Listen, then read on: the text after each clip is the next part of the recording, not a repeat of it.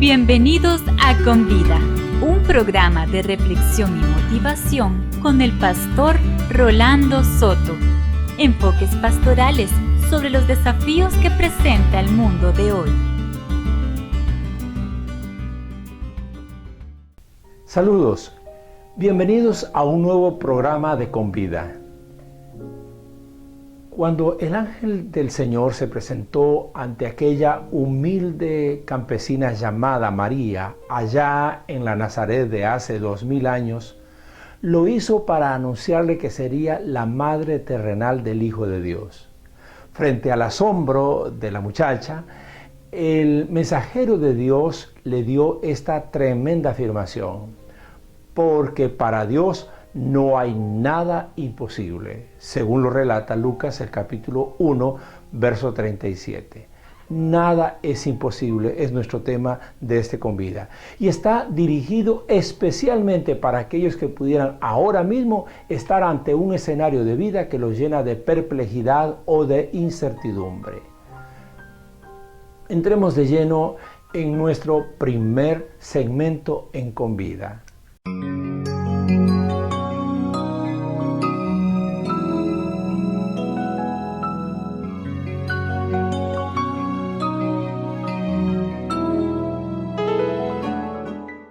Por lo general, la alegría de los seres humanos llega hasta donde llegan lo que es posible en ellos, las cosas posibles. Cuando topamos con lo que consideramos imposible, perdemos gozo, perdemos tranquilidad, perdemos esperanza. Si nos diagnostican amigdalitis, lo vemos como un padecimiento de superación posible. Si el diagnóstico es cáncer, entonces somos dados a imaginar lo imposible. Imposible es la palabra con la que calificamos todo aquello que no depende de nuestras fuerzas o de las fuerzas de otro ser humano. Imposible es lo que calificamos que nos parece irreal o que de alguna manera está contra las leyes naturales. Imposible suele ser aquello que supera totalmente nuestras posibilidades de solución o realización. Usted ve y escucha hoy videos y mensajes motivadores que le dicen al ser humano: nada es imposible para ti, tú lo puedes lograr todo. Pero este no fue el mensaje de Dios a María. El mensaje fue otro: nada es imposible para Dios. Lo que es verdaderamente imposible, solo Dios lo puede resolver. Solo Él lo puede hacer. Solo el Señor lo puede alcanzar. No se trata de romper las limitaciones propias. Se trata de que cuando ya no tenemos nada para hacer, absolutamente nada que podamos lograr, Dios sí puede, porque para Él nada es imposible. Lo imposible es que una mujer de 90 años que ha sido estéril toda su vida pueda concebir y parir un hijo propio. Una mujer tan anciana que vivió frustrada por no poder tener hijos fue rejuvenecida por Dios al darle un hijo. Que una multitud agotada de caminar cientos de kilómetros en un desierto cruce un mar de 8 millas nadando de un lado a otro va a ser muy difícil de percibirlo como un acto posible. Pero que ese mar se abra en dos partes para que esa multitud pase en seco de un lado a otro sin que ninguno de ellos pereciera, solo eso es posible para Dios. Estamos hablando de aquella historia del pueblo de Israel saliendo de Egipto para ir a la tierra prometida. Pero ¿fue realmente posible que Dios hiciera algo como lo que se nos ha descrito en el libro del Éxodo? El cruce del pueblo de Israel con no menos de 1.800.000 personas, incluyendo niños y ancianos, no es algo que pudiera depender de la intrepidez humana. Solo Dios pudo haber hecho que Israel pasara en seco por una ruta de 12.875 metros sin ser alcanzados por la caballería egipcia. Esto sucedió porque solo para Dios nada es imposible. Sin duda que hay relatos en la Biblia que solo podrían ser posibles para Dios, y ello pasa por el obstáculo para muchos de creer que Dios existe. Pero si creemos que Dios existe y que Dios tiene por atributo el ser todopoderoso, entonces verdaderamente no hay nada imposible para Dios. Hechos como que de una roca pueda salir agua para alimentar una nación, o que del cielo caiga pan, o que el sol se detuviera por un día, son cosas que solo Dios puede hacer. Hoy sabemos que es la tierra la que gira alrededor del sol, por lo que sucedió en Josué 10:13 tendríamos que preguntarnos, ¿qué pasaría si la tierra se detuviera? Dios tuvo que haber hecho algo más extraordinario de lo que nosotros podemos imaginar. Cada milagro se topa con algo que para el ser humano es imposible de motu propio. Pero también cada milagro, por ejemplo, de los hechos por Jesús en su vida terrenal, es la evidencia de que allí donde el ser humano topa con lo imposible, allí Dios rompe esa barrera a la mente y a la comprensión humanos. ¿Existe algo a lo que usted ahora mismo le haya puesto el sello de imposible? Seguramente que sí. Y que si es algo imposible para usted y para nosotros, usted lo crea realmente imposible, pero no lo es para Dios. Y esto nos vuelve a la historia de María, de José y de Jesús, que abordaremos en nuestro segundo segmento de Con Vida.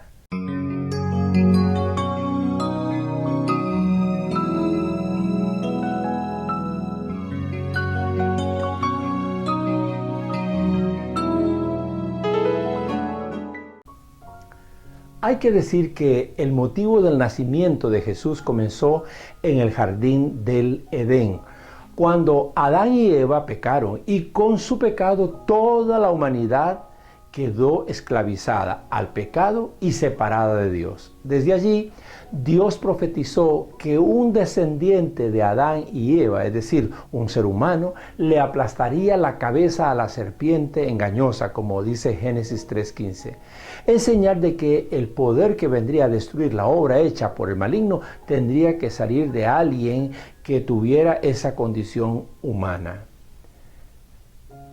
Muchos años después, cuando el rey David gobernaba a Israel, estoy refiriéndome a unos 1000 años antes de Cristo, Dios prometió a David que su linaje nunca terminaría y que de él saldría un rey que gobernaría a todas las naciones. Muchas profecías fueron dadas por varones de Dios en los siglos siguientes acerca de aquel príncipe de paz, como le llamó el profeta Isaías en el capítulo 9 de ese libro. Incluso el profeta Miqueas indicó que el lugar donde nacería este rey sería en Belén, un pequeño pueblo de la región de Judá, donde había nacido también el rey David.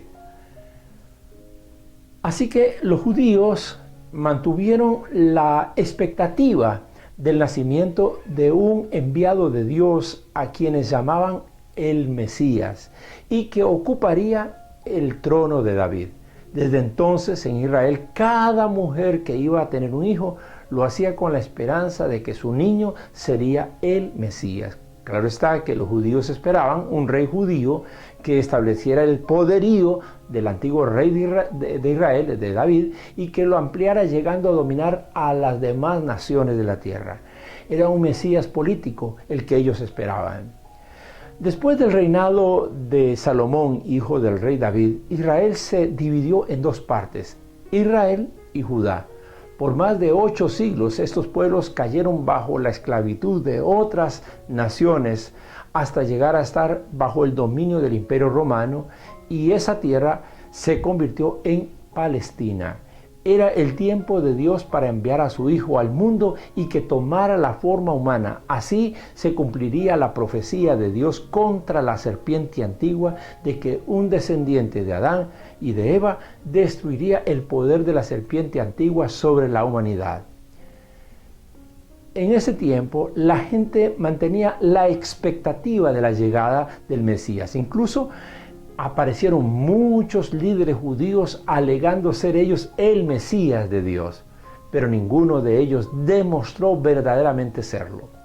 La gente llegó a considerar que el Mesías nacería en la cuna real, quizás en la casa de Herodes, o en la cuna de los sacerdotes, o en la cuna de algún judío de alcurnia y de riqueza. Hace 2000 años, en un pueblo llamado Nazaret de la región de Galilea, había una muchachita de nombre María con unos 13 o 14 años que estaba comprometida para casarse con un carpintero llamado José. Se trataba de gente muy humilde y pobre, campesinos pertenecientes a la región más rural de Palestina. Según las costumbres culturales y sociales judías, para llegar al matrimonio, toda pareja debía dar 3 pasos. Primero, lo que se llamaba el compromiso, que lo hacían los padres de los futuros esposos cuando aún los hijos eran niños, o al menos cuando la niña lo fuera. En muchos casos, ni los niños se conocían. Segundo, lo que se llamaba desposorio, que era como una especie de ratificación del futuro matrimonio y que se realizaba cuando ya los niños eran muchachos, estar comprometidos. Si la mujer estaba de acuerdo en seguir adelante, entonces desde ese momento ya el varón tenía un derecho como desposo sobre la mujer, pero no podía vivir con ella. El tercer paso era el matrimonio, que se realizaba 1 año después del desposorio. Pues el caso es que María y José ya habían pasado por el paso del desposorio. Fue en ese tiempo intermedio cuando un mensajero de Dios se le presentó a María para anunciarle que Dios la había elegido para que por medio de ella naciera el Hijo del Dios Altísimo.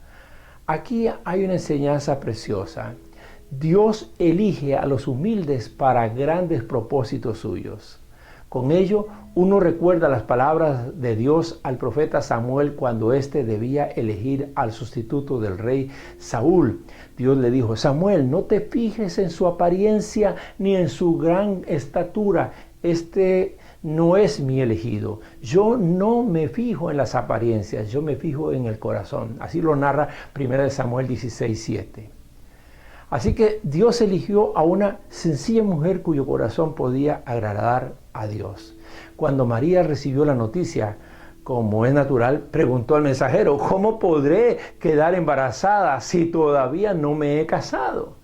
Y el ángel le contestó: el Espíritu Santo se acercará a ti, el Dios del Altísimo te cubrirá con su poder. Así lo narra el capítulo 1 de Lucas, verso 35. Con esas palabras, el ángel le explicó a María que el hijo que ella tendría vendría de Dios mismo y que el Espíritu Santo sería el que produciría que ella concibiera el niño. Este acontecimiento parecía imposible a la comprensión de María. Pero el mensajero le comentó que la prima de María, llamada Elizabeth, que ya era anciana, iba a tener un hijo también, porque para Dios no hay nada imposible, dice el verso 37 de ese capítulo 1 en el Evangelio de Lucas. Aquí está una segunda enseñanza de gran valor. Cuando Dios es el que actúa en nuestra vida, debemos estar listos a recibir aquello que a nuestra comprensión humana nos parece imposible.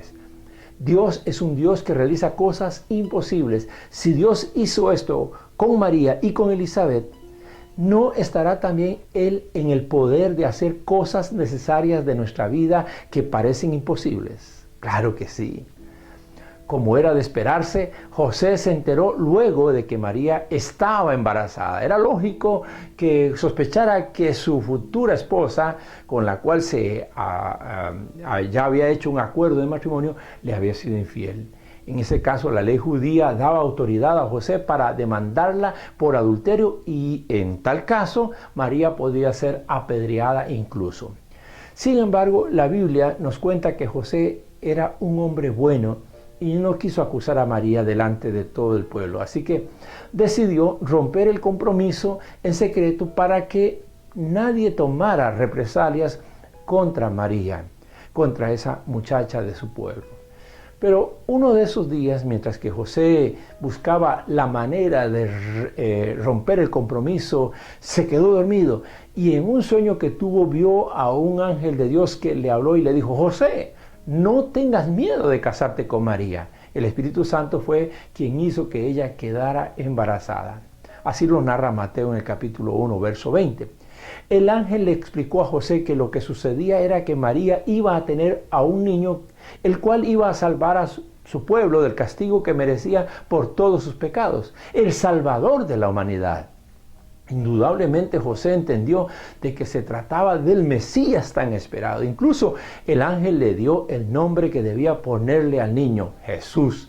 El nombre Jesús es la forma griega del nombre de Josué en hebreo y que significan ambos, el Señor es la salvación o el Señor es el Salvador. Aquí está una tercera enseñanza de gran valor. Dios nunca nos deja en la oscuridad ni en el valle de la confusión. Si somos personas sinceras que sabemos respetar la dignidad de las demás personas, Dios abrirá nuestros ojos para que veamos la forma y el lugar donde Él está actuando para nuestro bien y para el bien de nuestro pueblo. A las personas íntegras, Dios nunca les da las espaldas. El Evangelio de Mateo, el capítulo 1, 24, dice que cuando José se despertó, hizo lo que le había dicho el ángel del Señor. La gente de Dios es aquella que hace lo que Dios le pide hacer. Sabiendo María que la gente de su pueblo no comprendería lo que le sucedió, sino que hablaría muy mal de ella, la joven se fue a vivir por 3 meses a otro pueblo en las montañas de Judea, donde vivía su prima Elizabeth, o Isabel como se suele llamar, y el esposo de esta llamado Zacarías. Cuando ambas mujeres se encontraron, María entonó una canción maravillosa de gratitud, de exaltación a Dios, y en ese canto María dijo que Dios actúa con poder y hace huir a los orgullosos. Lucas 1:51. María había tomado la decisión de ser una esclava de Dios. En otras palabras, ella estuvo dispuesta a hacer todo lo que Dios le mandara hacer y de la manera en que Él se lo indicara. Aquí está la cuarta enseñanza de gran valor. Cuando Dios es el Señor de nuestra vida, Él espera que uno esté dispuesto a hacer lo que nos pide. No siempre el Señor nos pide que hagamos algo que todos los demás hombres y mujeres comprenderán o aceptarán de nosotros, pero es necesario obedecer a Dios antes que a los hombres. Dios habitaba en María y ella entendía que Dios no convive con el orgullo y que Él nunca deja de amar a los que lo adoran. Agrega el versículo 50. Adorar a Dios es obedecer a Dios. No hay mejor expresión de adoración que la obediencia. Solo el hecho de reflexionar de que Dios, que es espíritu, se encarnara, ya eso resulta difícil de comprender a la mente humana. La encarnación del Hijo de Dios es el más grande milagro de la historia. Lo infinito tomó forma de finito, lo perfecto tomó forma del imperfecto, lo ilimitado tomó forma de limitado. Aún para una mujer sencilla como María, este acontecimiento pertenecía al campo de lo imposible. Y no era solo que ella sería la madre terrenal del Hijo de Dios, sino que además ese Hijo vendría a una misión que hasta aquel momento había sido imposible: la de regeneración del ser humano. Ni la razón, ni la ley, ni los portentos que habían logrado hacer que el ser humano naciera de nuevo. Pero el niño en su vientre tendría en manos una misión imposible para los hombres: ser personas completamente nuevas. Eso solo lo podía hacer Él.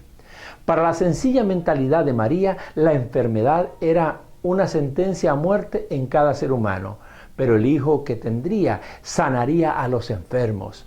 Para la mentalidad sencilla de María, el agua es agua, así de simple, pero Jesús hará que el agua sea vino, que el mar se calmara por una orden suya, que los ciegos volvieran a ver con solo ser tocados por la mano de Jesús. Los demonios saldrían al escuchar el nombre del enviado de Dios al mundo. El bebé que estaría en sus brazos simple y a la vez incomprensiblemente sería el Salvador del mundo. Todo esto porque para Dios nada es imposible. Estamos ahora listos para ir a nuestro tercer segmento en Con Vida, el de la acción.